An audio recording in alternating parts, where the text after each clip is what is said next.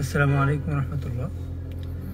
তো দেখতে দেখতে 12টা রমজান চলে যাচ্ছে আজ।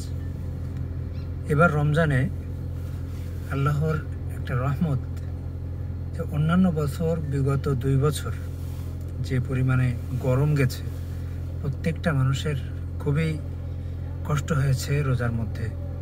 কিন্তু আল্লাহ তাআলা এবার অনেকটা সহজ করে দিয়েছেন। এবার দেখেন সব দিক দিয়ে সহজ, যেমন জিনিসপত্রের দাম কম, আবার তেমন আবহাওয়াও কিন্তু মোটামুটি সহনশীল। তার মধ্যে রোজা রাখতে খুবই আনন্দদায়ক এবং ভালো লাগতেছে, কোনো কষ্ট হচ্ছে না, বোঝা যাচ্ছে না। আর দেখেন রোজা শুরু হতে না হতেই 12টা রোজা চলে গেছে অলরেডি, তাই না? ওই যে পিছনে একটা দেখতে পাচ্ছেন, ও কিন্তু মাত্র 4টা রোজা রাখছে, তাও আবার হাফ হাফ করে। সকাল থেকে দুপুর পর্যন্ত হাফ, আবার দুপুরে খাওয়া দাওয়া করে আবার বিকাল পর্যন্ত হাফ। তাই মাঝখানে পানি টানি হালকা পাতলা হয়তো আছে নাকি? কেমন রাখছস? ভালো করে রাখছস সারাদিন ইফতার পর্যন্ত? আচ্ছা, ওই ইফতার পর্যন্ত রোজা রাখছে, মাশাআল্লাহ। যাই হোক, তো এবারে রমজানটা কিন্তু অনেকটা সহনশীল, যেটা রোজা থাকতে কোনো প্রকার কষ্ট হচ্ছে না। তো আজকে আমরা একটু ঘুরতে বেরিয়েছি, এখন কোথায় যাব জানি না, যেখানে মন চাচ্ছে সেই দিকে যাচ্ছি, তাই তো নাকি? কোথায় ঘুরবি জানিস না? তাইলে কই যাবি আন্দাজে? আকাশে যাবি? তো গাড়ি নিয়ে আকাশে যাওয়া যায়? এখন তো গাড়িও আকাশে যাচ্ছে। তো কার রোজা কেমন কাটতেছে, সবাই রোজার মাসটা কেমন উপভোগ করতেছেন একটু জানাবেন। আর রহমতের 10 দিন দেখতে দেখতেই চলে গেল। জানি না আল্লাহ তাআলার রহমত কতটুকু প্রাপ্ত হয়েছি, তবে মাগফিরাতের এই 10 দিন আমাদের সবারই চেষ্টা করা উচিত যেন মাগফিরাতটা আল্লাহ তাআলা আমাদেরকে পরিপূর্ণ দান করেন। এরপর নাজাতের মাসটা যেন আরও সুন্দরভাবে আমলের মধ্যে দিয়ে কাটে, সেই চেষ্টা আমাদের করা দরকার। তো সবার জন্য অনেক অনেক শুভকামনা। আর বিশেষ করে রমজানে কমপক্ষে একটা করে খতম হলেও কোরআন শরীফ তেলাওয়াত করা দরকার। তো কে কীভাবে আগাচ্ছেন, আমি আল্লাহর রহমতে চেষ্টা করতেছি। আমার নিয়ত আছে বেশ কিছু পড়ার, কয়েকটা খতম দেওয়ার, আল্লাহ তাআলা তৌফিক দিলে। কারণ এই রমজানটা পুরাপুরি আমরা যে বাকি 11 মাস যেভাবেই কাটাই না কেন, এই রমজানটা ভালো করে আমলের মধ্যে কাটানো উচিত কিনা? তুই তো সারাদিন খেলোস, তো এই সারাদিন খেলা করে তো রোজা থাকিস কেমনে?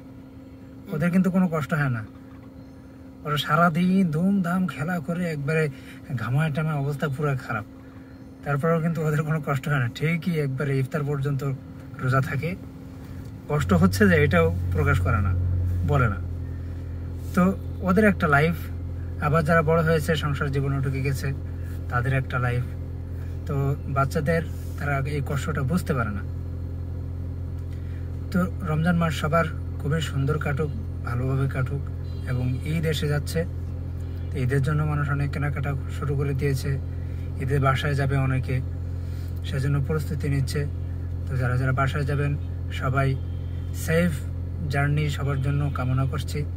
এবং তাড়াহুড়া না করা রাস্তাঘাটে, বিশেষ করে যারা গাড়িতে যাবেন তা তাড়াহুড়া করে যাবেন না, কারণ ঈদের সময় প্রচুর ভিড় থাকে রাস্তাঘাটে এবং মানুষ অবাধ চলাফেরা করে। আমাদের তো কোনো নিয়ম কানুন নাই, আর থাকলেও সেটা আমরা মানি না। এজন্য রাস্তাঘাটে খুবই সাবধানতার সাথে চলাফেরা করা উচিত। এই যে কয়েকদিন আগে বনানীতে যে গার্মেন্টসের কর্মী মারা গেল ট্রাক চাপায়, আসলে ভিডিওটা আমি দেখেছি। ওখানে আপনি কাকে দোষ দিবেন? ট্রাকওয়ালারই দোষ। কিন্তু পথচারীরা, আমাদের দেশের পথচারীরা দেখবেন যেখান সেখান থেকে পার হয়ে যায়, যেখান সেখান থেকে ইচ্ছা মতো পার হয়ে যায়। তো সেক্ষেত্রে কিন্তু অনেকটা কন্ট্রোল করা গাড়িওয়ালাদের জন্য কষ্ট হয়ে যায়। কারণ গাড়িতে যখন আমরা উঠি, যাতায়াত করি, তখন একটা বিড়ালও যদি সামনে থাকে তাকেও কিন্তু বাঁচানোর চেষ্টা করে। এই জন্য তাদেরই দোষ হয়েছে, সেখানে দোষটা ট্রাকওয়ালারই। কিন্তু এই যে ইচ্ছা মতো রাস্তা পারাপার হওয়া, এটা কিন্তু ঠিক না। এটা কিন্তু আপনারও ঝুঁকি, জানের ঝুঁকি।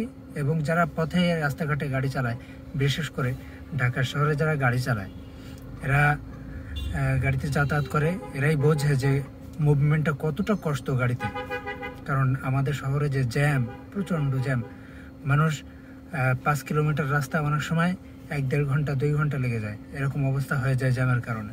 তো 5 কিলোমিটার রাস্তা সর্বোচ্চ আধা ঘন্টা আমি মেনে নিলাম, সেখানে 1.5-2 ঘন্টা লেগে যায়, তাহলে বোঝেন যারা গাড়িতে যাতায়াত করে তাদের কতটা কষ্ট হয়। আর আপনি এর মধ্যে সেখান থেকে রাস্তা পার হয়ে যাচ্ছে। আমরা যদি নিয়ম মানতাম, আমরা মনে করি যে সমস্ত যে কোনো জায়গায় জ্যাম লেগে থাকতো না। বাসওয়ালারা বা অন্যান্য গাড়িরা যেভাবে রাস্তায় গাড়ি আড় করে দিয়ে যাত্রী উঠায়, তো পিছনে দেখা যাচ্ছে সব গাড়ি আটকে আছে, সামনে পুরো ফাঁকা। তো এটা প্রত্যেকটা মানুষের জন্য একটা কষ্টকর হয়ে যায়, যার কারণে যারা গাড়িতে যাতায়াত করে সবার মন মানসিকতা একটা অন্যরকম থাকে, একটা রাগ ভাব থাকে। এজন্য আমাদের সবারই সতর্ক হওয়া উচিত এবং দেশের নিয়ম কানুন মেনে চলা উচিত। আর বিশেষ করে এই রমজানে আমাদের পরিপূর্ণ আল্লাহ তাআলার হুকুম আহকাম মেনে চলা উচিত, যেন এই আমলটা আমাদের সারা বছর আমাদেরকে নিয়ে যায়। তো আসসালামু আলাইকুম রহমতুল্লাহ, এখানে শেষ করছি।